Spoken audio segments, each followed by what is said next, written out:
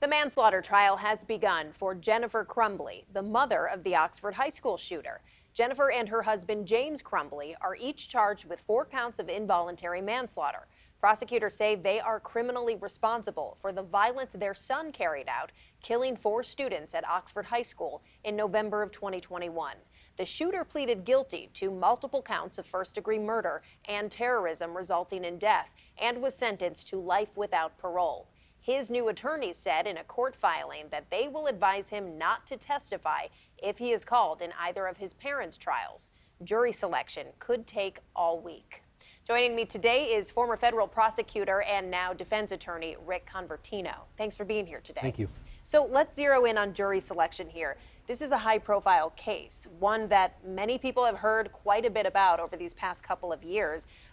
How do you begin to find a jury that's going to satisfy both the prosecutors and the defense? Well, it's difficult to do, and it takes a long time in a case like this. There are 300 prospective jurors in this case that will have to be questioned either directly or through a questionnaire that they filled out prior to the case, which the parties will have to synthesize, go through, and determine whether or not a potential juror is favorable to them or favorable to the other side. And what kinds of things does that typically come down to? Is it knowledge of the case that they're most concerned about, or just the type of person in general and the type of decision this person may make? Well, that's an excellent question, and it's a question that attorneys have been asking since Justinian days. There really is no good answer for that other than experience. When I was a young prosecutor, I attended a course at the Advocacy Institute for the Department of Justice, and one of the week-long courses was how to select a juror and whether or not you should take into consideration the color of a tie or the way the person is sitting or how their hands are located in their laps or cross, all of these things that are essentially mystical that some psychologist along the way said was a good way to pick a jury. None of that is true. I found in my career picking juries for over 30 years. Listen, the bottom line in this is you're not trying to get a fair jury. I know that's an unpopular thing to say. You're trying to get a jury that's favorable to your side. Both the prosecution does it and the defense attorneys do it. That's what the purpose of all this intricate information that they're trying to extract from the jury. The judge will typically conduct the voir dire or the questioning of the juror themselves, and so there's not a lot of opportunity for the lawyers to get involved with the jury, to get a sense of ethos with that jury. The likability of the attorneys in the case is very important. The credibility of the attorneys in the case is very important. And picking a jury that seems favorable for you is the bottom line intention of all the parties. How does that tend to shake out? Do you usually end up with a jury with a few members that the prosecution is very happy about and a few that the defense, or is it somebody's feeling like a winner from the beginning? Well, again, I hate to be circumspect, but it depends. There's been juries that I've been thrilled with. There's been juries that I think, 1 or 2 will be favorable from the start, and it's all over the framework of your jury selection. But it is different for the defense than the prosecution. Remember, the prosecution has to prove each element of each charge beyond a reasonable doubt. Not the charge itself, but each element within the charge beyond a reasonable doubt. The defense attorneys only have to show doubt that is not reasonable in one of the particular elements. So the prosecution has to build the house. It has to have great landscaping, windows that work, beautiful paintings inside and out, and the prosecution or the defense just has to break a window or 2, make sure the door doesn't work, or give some unappellability to the jury on that particular house. It's an allegory. It may not be a good one, but you don't have to as a defense attorney, you don't have to try a perfect case. You have to just create doubt. It's a lower bar. The prosecution has a higher burden. Much higher burden. Yeah. Okay. Yeah. Let's talk about Jennifer Crumbley's attorneys. We've been hearing filings requesting that certain evidence and testimony be left out, and most recently requesting that the judge order her son, the Oxford High School shooter, to testify in her trial, saying that she wouldn't have a fair trial without it. What's the legality of that? Is that something you've seen often, where a judge will order someone to testify? Well, in this case, the shooter has a constitutional right, a Fifth Amendment privilege, not to testify in a manner that would incriminate himself. And so that's, having read the pleadings today, that is the assertion that his attorneys are going to make. Even having already been convicted, that all still applies.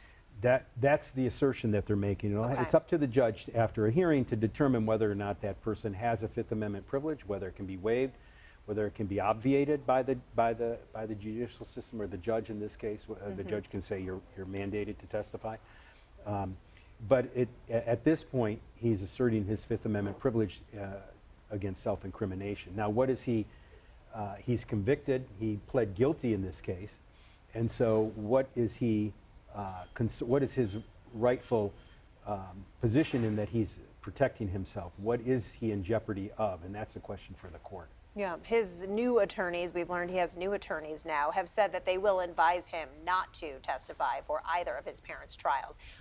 Do you think that would just be based on the fact that they're appealing or plan to appeal? Yes, his new attorneys are the Sato attorneys, the public defenders, the appellate public defenders. They're excellent attorneys in the state of Michigan. They're very well prepared and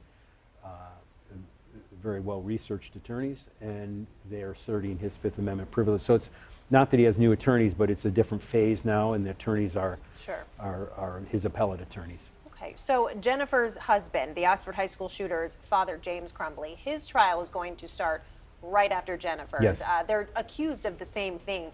Is there a benefit or a risk in that he's going to have the benefit of watching this entire trial, or his attorneys will, leading up to his? Yeah, he gets the playbook. You know, he gets to see how the case was tried, the weaknesses of the prosecution, the strengths of the prosecution.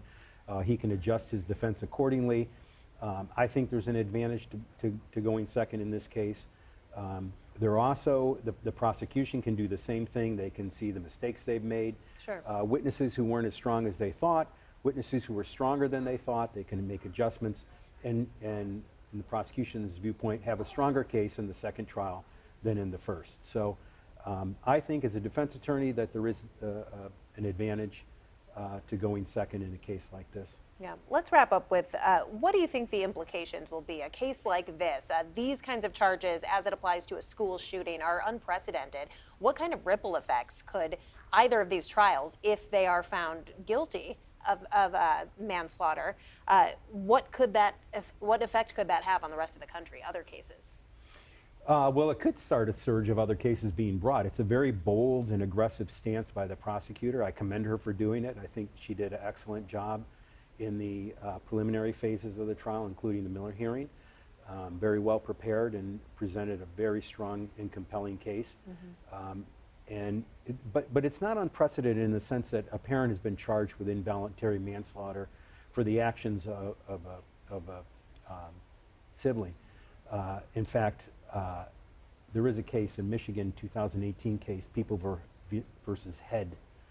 And in that case, a 10-year-old girl took the sawed-off shotgun of the father, that was in a closet, after playing violent video games, and she shot her 9-year-old brother to death. And the father was charged with involuntary manslaughter in that case for not securing the gun, for having an illegal firearm and not locking it up and allowing access to the 10-year-old girl to have access to the gun.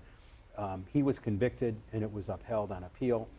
And so that is a similar case in the parental charging for involuntary manslaughter, but not in a school shooting. So I understand your question is good. It's broad, and I think that other prosecutors will pick up on this, and hopefully it'll have some effect on the awful school shootings that occur almost daily now. Yeah, we can only hope. Yeah. Well, we will be following all of this in the weeks to come. Rick Convertino, thanks so very much for being here. Thank you. Appreciate it.